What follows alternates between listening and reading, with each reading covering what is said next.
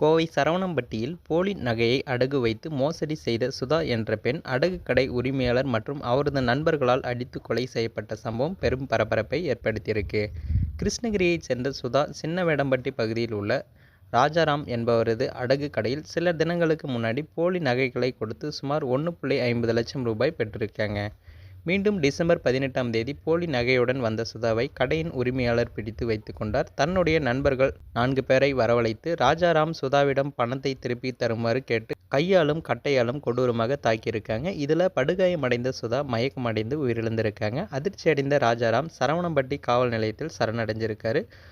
போலீசார் சுதாவின் உடலை மீட்டு பிரேத பரிசோதனைக்கு அனுப்பியதோடு கொலையில் தொடர்புடைய ராஜாராமை கைது செய்து மற்றவர்களை தீவிரமாக தேடியும் வராங்க. ஸோ இந்த சம்பவத்தை பற்றி நீங்கள் என்ன நினைக்கிறீங்கிறத மறக்காமல் கமெண்ட்டில் சொல்லுங்கள். மேலும் இது போன்ற வீடியோக்களை உடனுக்குடன் காண மறக்காமல் நமது சேனலை சப்ஸ்கிரைப் பண்ணுங்கள், பெல் ஐக்கானை கிளிக் பண்ணுங்கள். அப்போ தான் டெய்லி நம்ம போடக்கூடிய வீடியோ உங்களுக்கு உடனுக்குடன் நோட்டிஃபிகேஷனாக வந்து சேரும்.